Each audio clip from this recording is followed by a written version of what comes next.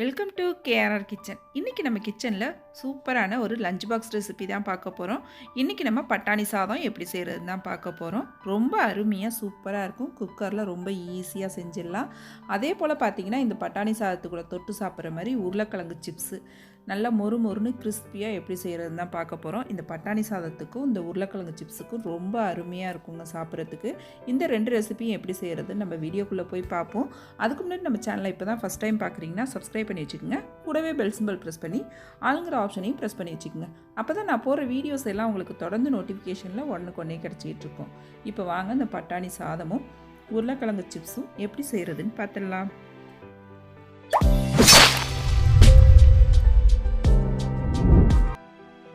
இப்போ ஃபஸ்ட்டு சாதம் செய்கிறதுக்கு பார்த்தீங்கன்னா 1 டம்ளர் அரிசி எடுத்து நல்லா ஒரு அரை மணி நேரமாக ஊற வச்சுருக்கேன். கழுவிட்டு நல்லா ஒரு அரை மணி நேரம் ஊற வச்சுருக்கேன். நான் இன்றைக்கி பிரியாணி அரிசி எடுத்திருக்கேன். நீங்கள் சாப்பாட்டு அரிசியில் கூட இந்த சாப்பாடு செய்யலாம். எந்த அரிசி எடுத்தாலும் நல்லா ஒரு அரை மணி நேரம் ஊற வச்சு எடுத்துக்குங்க. அதுக்கப்புறம் பார்த்தீங்கன்னா இந்த சாதம் செய்கிறதுக்கு நம்ம ஒரு மசாலா ரெடி பண்ணணும். அதுக்கு மிக்ஸி ஜார் எடுத்துக்குங்க. ஒரு 3 பச்சை மிளகாய் சேர்த்துருக்கேன். இது சின்னதாக இருக்குது அப்படிங்கிறதுனால 3 சேர்த்துருக்கேன். பெருசாக இருக்குன்னா 2 சேர்த்துக்குங்க. இதிலே ஒரு 5-6 சின்ன வெங்காயம், ஒரு 10 பல் பூண்டு, ஒரு சின்ன துண்டு இஞ்சி கட் பண்ணிவிட்டு சேர்த்துக்கிறேன். நான் இன்றைக்கி 200 கிராம் அரிசி எடுத்திருக்கேன். அதுக்கான அளவுகள் தான் சொல்கிறேன். இது வந்து நீங்கள் இன்னும் கொஞ்சம் கூட செய்கிறீங்க அப்படின்னா இந்த அளவுகளை கொஞ்சம் அதிகப்படுத்திக்கிங்க. இதிலே கொஞ்சமாக புதினா, கொஞ்சம் கொத்தமல்லி தழை சேர்த்துருக்கேன். இப்போ இதை தண்ணிலாம் சேர்க்காமல் கொரப்பாக ஒன்றும் பாதியமாக அரைச்சி எடுத்துகிட்டு வந்துக்குவோம். ரொம்ப நைஸாகவும் அரைச்சிடக்கூடாது. இது போல் கொரப்பாக ஒன்றும் பாதியமாக அரைச்சி எடுத்துக்குங்க. இப்போ மசாலா ரெடி ஆகிடுச்சு. இப்போ சாதம் எப்படி செய்கிறதுன்னு பார்ப்போம். இப்போ சாதம் செய்யறதுக்கு அடுப்பில் குக்கர் வச்சுருக்கேன். இதில் ஒரு 2 டீஸ்பூன் அளவுக்கு எண்ணெய் சேர்த்துக்குங்க. இது கூடவே 1 டேபிள் ஸ்பூன் அளவுக்கு நெய்யும் சேர்த்துக்குங்க. இப்போ நல்லா எண்ணெயும் நெய்யும் காஞ்சதுக்கு அப்புறம் இதில் ஒரு சின்ன பிரிஞ்சி இலை சேர்த்துக்கிறேன். ஒரு சின்ன அன்னாசி பூ, பட்டை ஒரு சின்ன துண்டு, ஒரே ஒரு ஏலக்காய், 2 கிராம்பு, அப்புறம் கொஞ்சமாக கல்பாசி சேர்த்துக்கிறேன். இப்போ மசாலா ஜாமான் எல்லாத்தையும் நல்லா செவக்க பொரிய விட்டுக்குங்க. நல்லா செவக்க பொரிய விட்டதுக்கு அப்புறம் நம்ம வெங்காயம் சேர்த்து வதக்குவோம். அப்படி செய்யும்போது நல்லா வாசனையாக இருக்கும் சாப்பாடு. இப்போ ஒரே ஒரு பெரிய வெங்காயம் நீள்வாக்கில் கட் பண்ணி வச்சுருக்கேன். அதை நல்லா இப்போ வதக்கி விட்டுக்கிறேன். வெங்காயம் நல்லா வதங்கி கொஞ்சம் நிறம் மாதிரி வரட்டும். இப்போ வெங்காயம் பாருங்கள் நல்லா வதங்கிடுச்சு. இதில் வந்து நம்ம அரைச்சி வச்சுருக்க அந்த விழுதை சேர்த்துக்குவோம். தண்ணிலாம் எதுவும் இப்போதைக்கு சேர்க்கக்கூடாது. இந்த விழுதை சேர்த்து நல்லா வதக்கி விட்டுக்குங்க. எல்லாமே நம்ம பச்சையாக அரைச்சிருக்கோம். அதனால நல்லா ஒரு 3 நிமிஷத்துக்கு இது நல்லா பச்சை வாடை போகிற அளவுக்கு நல்லா வதக்கி விட்டுக்குங்க. நல்லா இந்த அளவுக்கு வதங்கினதுக்கு அப்புறம் இதில் ஒரு 1/4 டீஸ்பூன் அளவுக்கு மஞ்சள் தூள் சேர்த்துக்குவோம். இது கூடவே பார்த்திங்கன்னா ஒரு அரை டீஸ்பூன் அளவுக்கு கரம் மசாலா சேர்த்துக்குங்க. நம்ம காரத்துக்கு பச்சை மிளகாய் சேர்த்துருக்கோம். அதனால் ஒரு அரை டீஸ்பூன் கரம் மசாலா மட்டும் சேர்த்தோம்னா போதும். நல்ல டேஸ்ட் கொடுக்கும். இப்போ இது நல்லா ஒரு 2 செகண்ட் வதக்கி விட்டுட்டு 1 கப் அளவுக்கு பச்சை பட்டாணி எடுத்து வச்சுருக்கேன். இது ஃப்ரெஷ்ஷான பச்சை பட்டாணி. இது வந்து நீங்கள் காஞ்ச பட்டாணி சேர்க்குறீங்கன்னா நல்லா ஒரு 8 மணி நேரம் ஊற வச்சு ஒரு 4-5 விசில் குக்கரில் வேக வச்சுட்டு அதுக்கப்புறம் சேர்த்துக்குங்க. இது நான் வந்து பச்சையாக உள்ள பட்டாணி சேர்த்துருக்கிறதுனால நல்லா இதை ஒரு 3 நிமிஷத்துக்கு வதக்கி விட்டுக்கிறேன். வதக்கிட்டு வேக வைக்கும் போது பட்டாணி நல்லாவே வெந்து வந்துடும். நல்லா வதக்கி விட்டுக்கிறேன். இப்போ பட்டாணி வதங்கினதுக்கு அப்புறம் பார்த்திங்கன்னா இதில் சாப்பாட்டுக்கு தேவையான அளவு தண்ணி இதில் சேர்த்துக்கும். 1 டம்ளர் அரிசிக்கு 2 டம்ளர் தண்ணி வைக்கிறேன். இது நீங்கள் பாஸ்மதி ரைஸ் எடுக்கிறீங்க அப்படின்னாக்கா 1 டம்ளர் அரிசிக்கு 1.5 டம்ளர் தண்ணி எடுத்திங்கன்னா போகிறோம். அரை டம்ளர் தண்ணி கம்மியாக வைங்க பாஸ்மதி ரைஸ்னால். மற்றபடி வேறு எந்த அரிசி எடுத்தாலும் 1 டம்ளருக்கு 2 டம்ளர் எடுத்துக்கங்க. சாப்பாட்டு அரிசி அப்படின்னு பார்த்தீங்கன்னா 2.5 டம்ளர் வைங்க. ஒரு அரை டம்ளர் கூட வைக்கணும் சாப்பாட்டு அரிசிக்கு.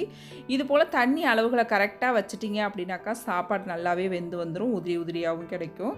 இப்போ நல்லா தண்ணி ஊற்றி கலந்து விட்டுட்டு இதுக்கு தேவையான அளவு உப்பும் சேர்த்துக்கிறேன். சேர்த்து விட்டு நல்லா கலந்து விட்டுருங்க. நல்லா தண்ணி கொதி வந்ததுக்கு அப்புறம் தான் நம்ம இதில் அரிசி சேர்க்கணும். நல்லா கொதி வரட்டும். இப்போ இது நல்லா கொதி வந்துட்டு இருக்கும் போதே பார்த்தீங்கன்னா நம்ம இதில் தக்காளி பழம்லாம் எதுவும் சேர்க்கல. அதனால ஒரு அரை மூடி லெமன் பிழிஞ்சு விட்டுக்குவோம். நல்லா அந்த லைட்டாக புளிப்பு சுவை இருந்துச்சுன்னா சாப்பிட்றதுக்கு சாப்பாடு நல்லாயிருக்கும். ஒரு அரை மூடி மட்டும் லெமன் பிழிஞ்சு விட்டுக்கிறேன். நல்லா எல்லாத்தையும் கலந்து விட்டுட்டு உப்பு காரம்லாம் கரெக்டாக இருக்கான்னு பார்த்துக்குங்க. பார்த்துட்டு எது தேவையோ சேர்த்துக்கலாம் நம்ம. நல்லா சேர்த்துட்டு நல்லா கொதி வந்ததுக்கப்புறம் குக்கர் மூடி போட்டு அடுப்பை மிதமான தீயில் வச்சு 2 விசில் மட்டும் வச்சு எடுத்திங்கன்னா போதும். அடுப்பை வந்து ஹை ஃப்ளேமில் வச்சு வேக வைக்கக்கூடாது. மிதமான தீயில் வச்சு வேக வைக்கும் போது சாதம் நல்லா சாஃப்டாக வெந்து வரும். அதே சமயம் அடி பிடிக்காமல் நல்லா உதிரி உதிரியாகவும் இருக்கும்.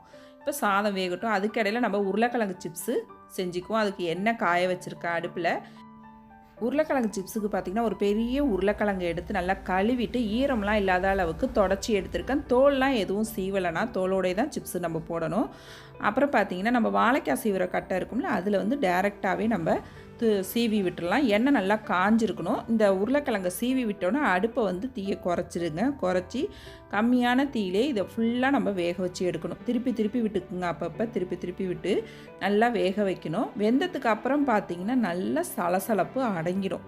அதுக்கப்புறம் தான் நம்ம இதை எடுக்கணும். இப்போ பார்த்திங்களா கொஞ்சம் கூட எண்ணெயோட சலசலப்பு இல்லாமல் நல்லா வெந்து ஒரே மாதிரி செவந்து வந்திருக்கு பாருங்கள். மிதமான தீயில் நம்ம அடுப்பை குறைச்சி வச்சு வேக வைக்கும் போது தான் இப்படி நல்லா வெந்து வரும். அதே போல் சிப்ஸும் பார்த்திங்கன்னா மெல்லிஸாக சீவி எடுக்கணும். மொத்தமான இதில் வந்து சீவி எடுக்கக்கூடாது. மெல்லிஸாக இருந்தால் தான் நமக்கு நல்லா ரொம்ப நாள் வரைக்கும் கிறிஸ்பியாகவே இருக்கும். நல்லா இப்போ எல்லா உருளைக்கிழங்கும் பொரித்து எடுத்துகிட்டு வந்துட்ட சிப்ஸை இதில் பார்த்திங்கன்னா ஒரு 1/4 டீஸ்பூன் மஞ்சத்தூள், ஒரு 1/4 டீஸ்பூன் உப்பு, அதே போல் மிளகாத்தூளும் கம்மியாகவே போட்டுக்குங்க. சேர்த்து நல்லா எல்லாத்தையும் இது போல் ஒத்தாப்பில் கலந்து விட்டுருங்க. மஞ்சத்தூள், உப்பு, மிளகாத்தூள் இது 3ம் சேர்த்து நல்லா கலந்து விட்டுருங்க. கலந்து விட்டோம்னா நம்மளோட சிப்ஸு ரொம்ப சூப்பராக அருமையாக ரெடி ஆகிடுச்சு பாருங்கள். எந்த அளவுக்கு நல்லா கிறிஸ்பியாக இருக்குது பாருங்கள். ரொம்ப சூப்பராக அருமையாக இருக்கும். இப்போ நம்ம சிப்ஸ் ரெடி ஆகிடுச்சு. சாதமும் பாருங்கள் ப்ரெஷர் நல்லா தன்னால் அடங்கணும். அதுக்கப்புறம் தான் ஓப்பன் பண்ணணும். அப்போ தான் சாதம் நல்லா வெந்திருக்கும். சாதத்தை இப்போ நல்லா ஒரு தடவை கலந்து விட்டுக்குவோம்.